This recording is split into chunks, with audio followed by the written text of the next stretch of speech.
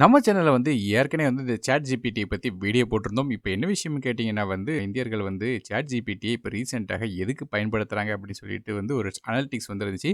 அந்த அனலிட்டிக்ஸ் படி பிப்ரவரி 14 வர இருக்கு நம்ம எல்லாருக்குமே தெரியும். பிப்ரவரி 14னா லவ்வர்ஸ் டே அப்படிங்கிறதும் நமக்கு எல்லாருக்குமே தெரியும். அதனால நெறைய பேர் பிப்ரவரி 14 வந்த காரணத்தினால, அவங்களோட கேர்ள் ஃபிரெண்டையோ, பாய் ஃபிரெண்டையோ இம்ப்ரெஸ் பண்ணணும்னு சொல்லிட்டு லவ் லெட்டர் எழுதுறதுக்காக ChatGPT கிட்ட ரெக்வெஸ்ட் பண்ணதாக சொல்லப்படுது.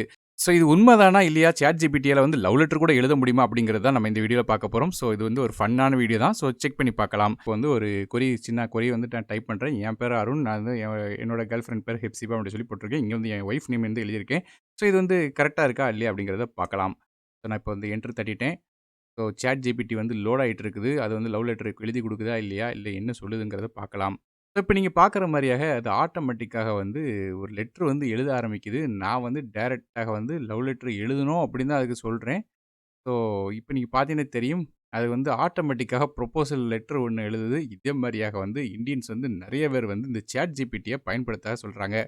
ஸோ இப்ப நீங்க பார்த்தீங்கன்னா தெரியும். நமக்கு ஒரு லவ் லெட்டர் ரெடி ஆயிடுச்சு. இப்ப நம்ம இது நார்மலாக இருந்த மாரி இருக்கு. ஸோ இப்ப நம்ம ஒரு போயம் ஜெனரேட் பண்ணி கேட்கலாம். ஸோ இப்ப என்னோட கேர்ள் ஃபிரெண்ட நான் இம்ப்ரெஸ் பண்ணணும். அதுக்காக ஒரு போயம் வேணும் அப்படிங்கிற மாரி கேட்டிருக்கேன். ஸோ பார்த்தீங்கன்னா தெரியும். மறுபடியும் ஒரு போயம் வந்துடுச்சு. ஆட்டோமேட்டிக்காக ஜெனரேட் ஆயிட்டு இருக்கு. ஸோ இதே மாரியாக ChatGPTல என்னனாலும் பண்ணலாம். குறிப்பா நான் ஏற்கனவே சொன்ன மாரி நம்மளோட இந்த டேட்டா உண்மையாயிடுச்சு. அது லவ் லெட்டர் மட்டும் இல்லாம, போயம் எழுதுறதுக்கும் இது ஹெல்ப்ஃபுல்லா இருக்கு. இப்போ நான் என்னோட கேர்ள் ஃபிரெண்ட் டே வேலண்டைன் டே அன்னைக்கு ப்ரொபோஸ் பண்ண போறேன் அப்படிங்கிறத ஷார்ட்டா எழுதியிருக்கேன். ஸோ இது எப்படி ஒர்க் அவுட் ஆகுதுன்னு பார்க்கலாம். வழக்கம் போல மறுபடியும் பார்த்தீங்கன்னா தெரியும். ChatGPT ஒரு புது லெட்டர் எழுதி குடுக்குது. ஸோ இது பழசா, புதுசா அப்படின்னு செக் பண்ணி பார்ப்போம். பார்த்தீங்கன்னா தெரியும். பழைய லெட்டர் கிடையாது. புது லெட்டர் வேற மாரியாக எழுதி கொண்டு வருது. ஸோ இதே மாரியாக இந்த ChatGPT லவ்வருக்கு லெட்டர் எழுதி குடுக்குறதுக்கு பயங்கரமாக ஒர்க் பண்ணுது. ChatGPT பத்தி முழுமையாக வீடியோ பார்க்கணும்னு நினைச்சீங்கன்னா, ஏற்கனவே நம்ம சேனல்ல வீடியோ போட்டிருக்கோம். அத செக் பண்ணி பாருங்க. மேலும் ஏற்கனவே நான் சொன்ன மாரி ChatGPTல இதே மாரியாக லவ் லெட்டர் மட்டும் இல்லங்க, லீவ் லெட்டர் கூட எடுக்கலாம். அடுத்தபடியாக பார்த்தீங்கன்னா தெரியும். ஒரு லீவ் லெட்டர் கேட்கிறேன். அதாவது பிப்ரவரி 13லேருந்து 16 வரையும் நான் 4 நாளுக்கு வெளிய லீவ் லெட்டர் எழுதணும்.